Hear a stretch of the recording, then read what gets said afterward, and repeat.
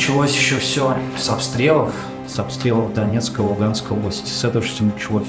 У нас плен. Не стреляй, вылазь сюда, вылазь. Поехали на УАЗике штурмовать. Заехали в деревню. Там нас обстреляли. Из 9 человек остался я один живой. Выходи туда. На выход иди и скидай броню нахуй. Буквально за час 60 человек нет. Вам была поставлена задача не брать наших бойцов в плен. Ничего не будет, броню скидай. Воинская часть и твоя должность. 488 В2. Это что такое? Так сказали. Проходи дальше. Ты был за границей? Нет. Нет, ни разу. Ни разу Вообще нигде. не был. Вот первый раз в жизни за границей получается. Где? В Украине. Я 2 дня здесь. Как меня призвали. А призвали как? Ты. Поехал. И все. Куда? На войну. Как на войну? И контракт не подписывал. Заставили? А документы есть какие-то? Документы. Да, военник есть. Где? Вы все согласны на съемку?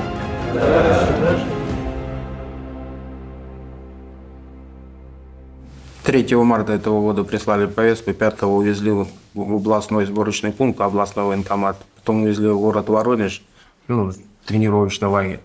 Там мы занимали где-то неделю, потом Мужниковку, Луганская область. Там еще занимались 2 недели и на фронт отправили. Позвонили с военкомата, сказали прийти, я пришел и вручили мне повестку. Что дальше было? Дальше назначили число, привезли в часть, там месяц обучения прошел и уже закинули на фронт. Какая у вас обучение была? Чего вы? Маскировка, стрельба обычная, то есть такое вот спешение, ход сотку. Все. Нас собрали в военкомате, через 2 часа мы уже были в части, в Клинцах, 12721. И там пробыли неделю, пока нас одевали.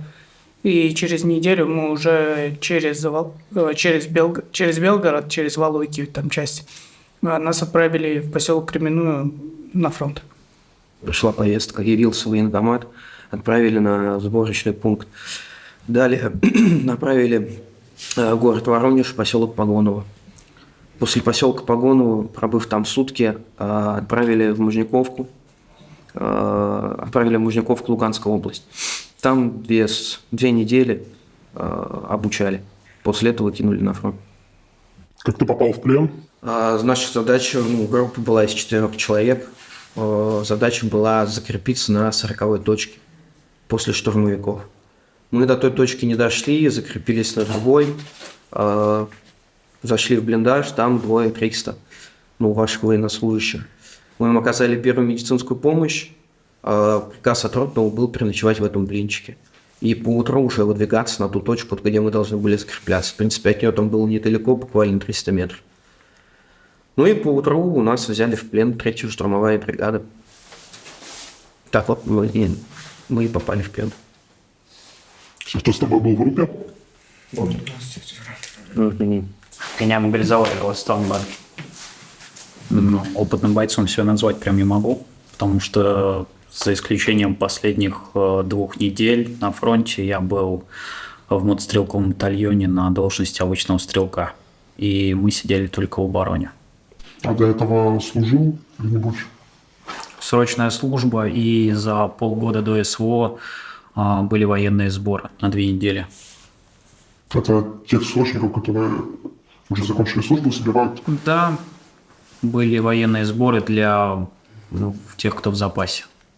Работал в городе Кирове, пришла повестка через госуслуги. Сказали явиться в военкомат, я приехал.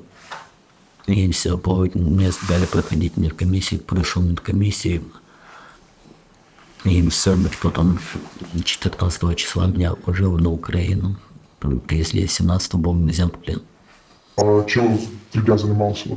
Мы в доме сидели, нам сказали сидеть в доме, а то в Деевке недалеко мы ехали, минут 15. И все, у нас потом 4 остались. Я не мог идти, потому что я задыхался очень сильно. Они мне прикладом плеча отколотили, наших же, русские, и скинули в яму мне и разобранный автомат, и они ночью ушли. Почему они так поступили? Потому что я не мог идти, я задыхался очень сильно. Они меня одного оставили, когда утром начали кричать, 3-я штурмовая есть кто, и вот они пришли, и вот меня забрали в плен. Как ты попал в плен?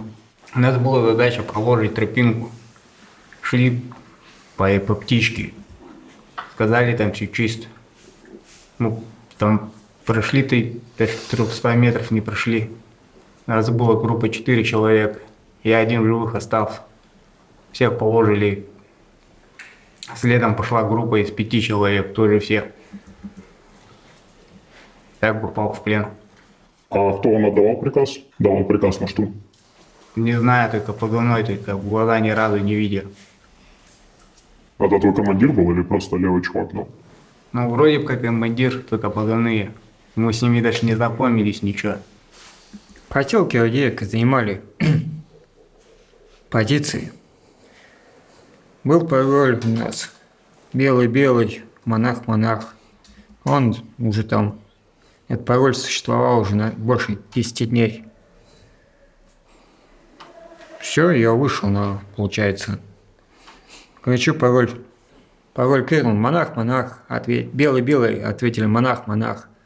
Я зашел, там 3-я бригада в СУ была. Ну все, я в плен попал. На коксохимическом заводе находились, был приказ на занятие окопов в лесополосе за заводом. Не знаю, человек 70 нас поехало туда ночью на БНП. Все, дронами сразу нас там сразу положили все, почти полностью. Большинство все. Профессионально работали.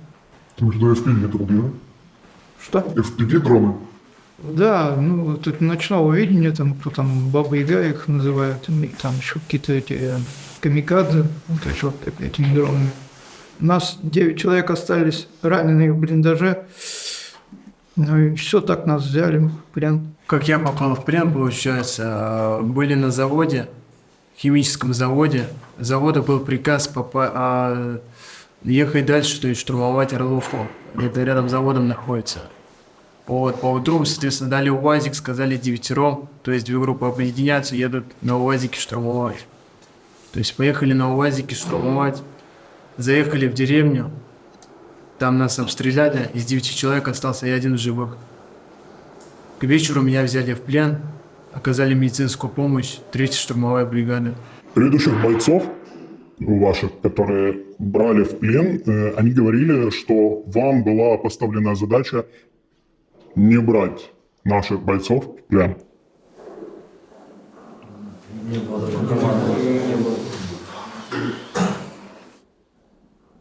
То, что вы видели в посадке, вот, допустим... Посадки? Да. Одни толпы, что я видел. Буквально за час 60 человек нет.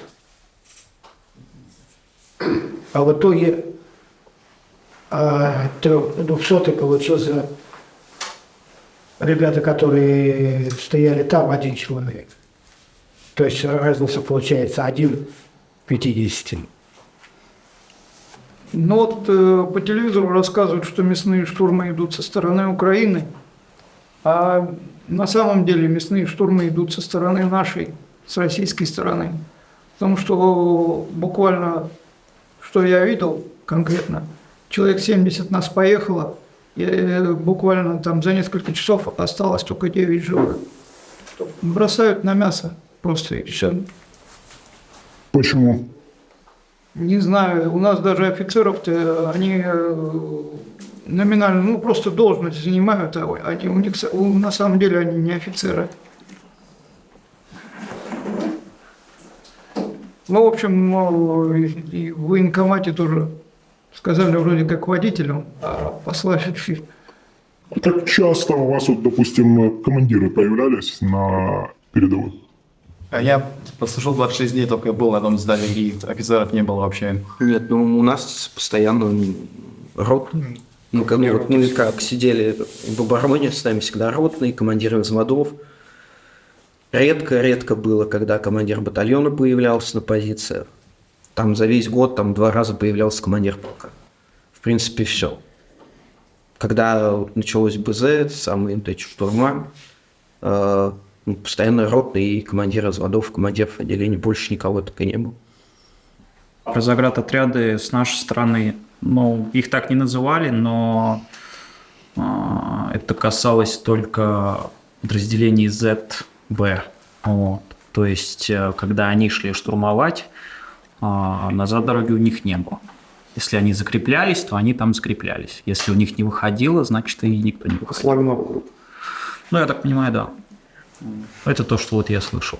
Так, чтобы там дагестанцы, я так понимаю, это Ахмат. Вот. Я знаю, что Ахмат есть 2 видов. Я не знаю, 2 это разных подразделения или нет, но есть Ахмат, который стоит непосредственно в городах, вот, и следит там за порядком. Есть Ахмат, который на передовой, про который я смотрел репортажи. Вот. Это 2 разных Ахмата, я так понимаю, потому что одни поработают, а другие делают вид. Какое настроение сейчас в вашей армии? Что вас не устраивает в вашей армии? Кого-то выпуска не отпускают, кому-то зарплату не доплачивают, кого-то не одевают. Все по-разному, все зависит от подразделения, не целиком от армии. Потому что есть полки, в которых все у всех нормально. Есть подразделения, у которых проблемы на проблеме. Поэтому мне кажется, что тут проблема не целиком в армии, а командиров в отдельных. Какая у тебя была ситуация? У меня за 1,5 года я всего 1 раз был в отпуске, и то этот отпуск мне дали только спустя 14 месяцев. И отсутствие пищевого удовольствия. Мне форму выдали только когда перевели в 283-й полк. Первый раз за 1,5 года. У кого похожие ситуации были? В отпуск по семейным обстоятельствам не отпустили. То есть они обязаны отпускать независимо. Как они это обосновали? У нас новый командир полка сменил все. Насколько я знаю, что он там всего пару дней пробыл. И у меня в тот момент у меня жена попала в больницу. И с дочкой некому было сидеть. Я написал рапорт и ждал ответа. С вещами тоже у некоторых проблемы были. То есть выдавались вещи очень редко. Большую часть это покупали за свои деньги, потом посылками передавались. В принципе, все.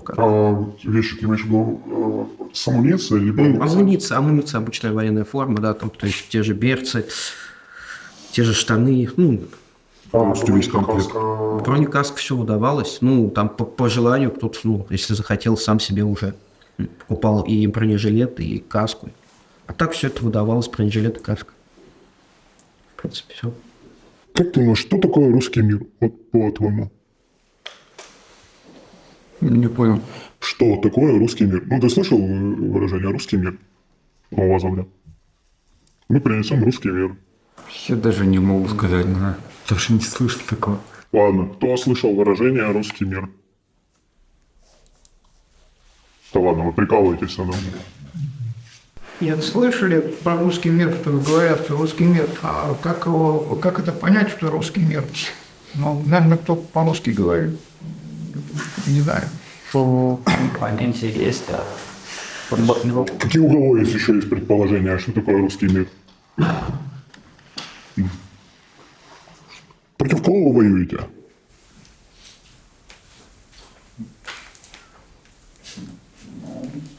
Если по логике вещей, против вас. Если мы стоим друг напротив друга на линии фронта, то вы воюете с нами, мы воюем с вами. С нами это с кем? С украинцами. И вас это не смущало?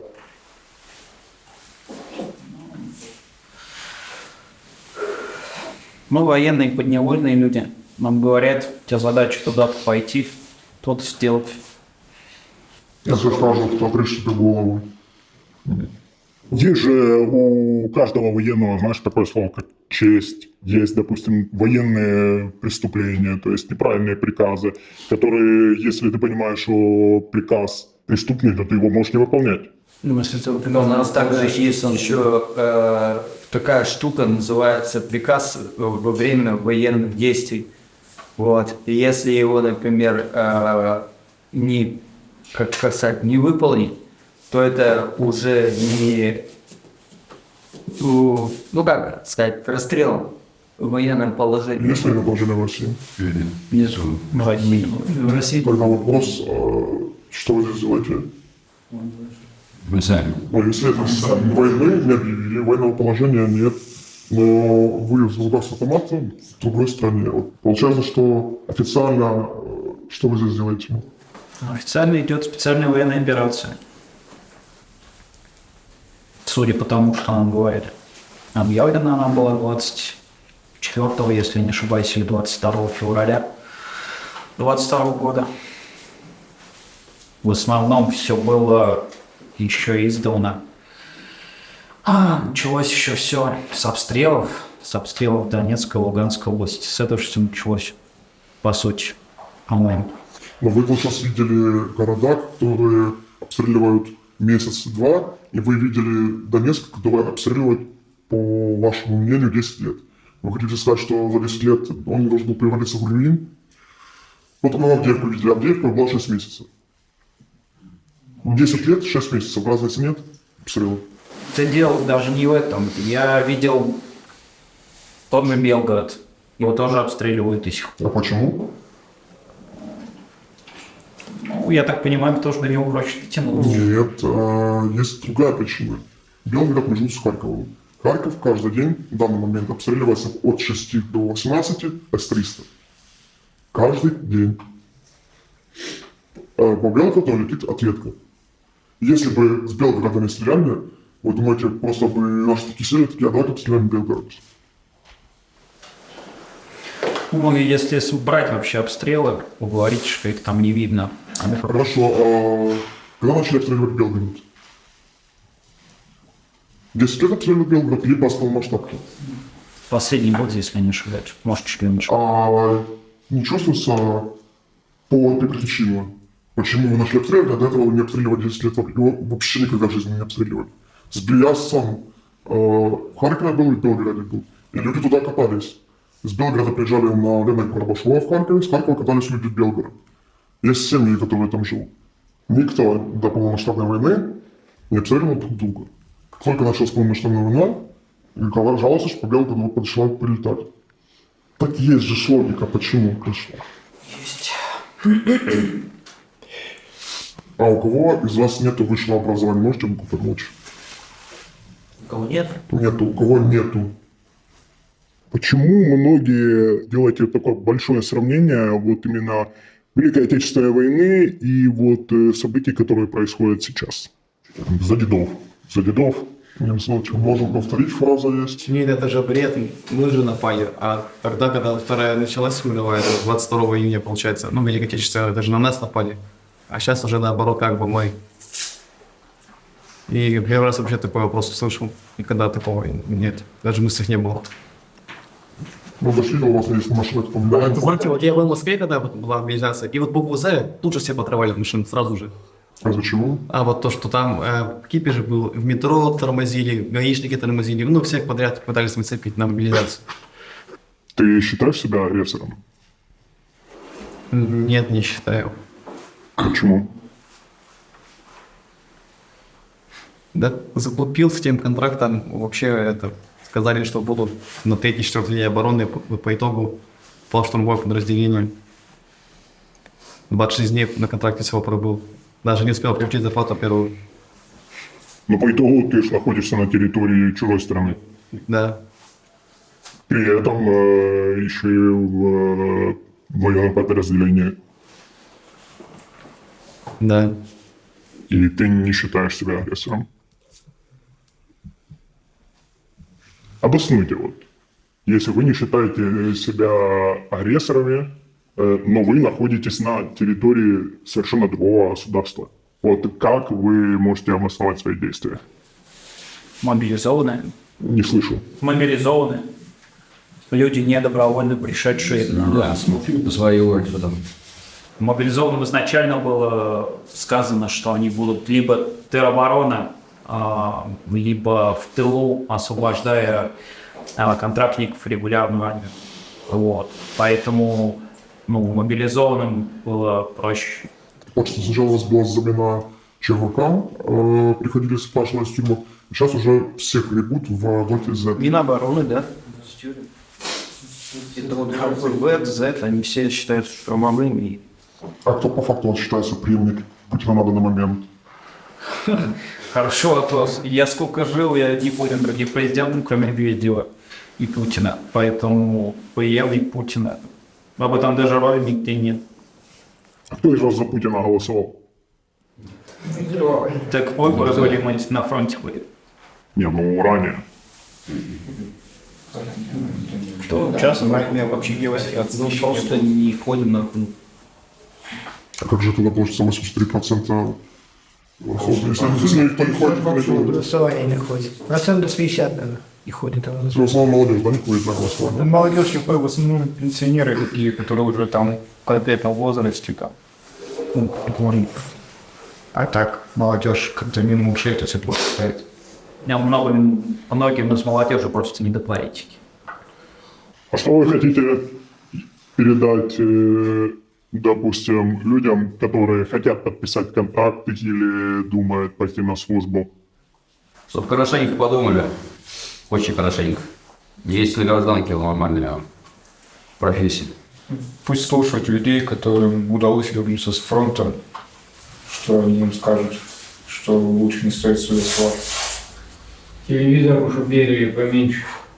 Ребята, когда идете, пожалуйста, читайте контракт, а лучше не идите и дома сидите. Это намного лучше будет для вас.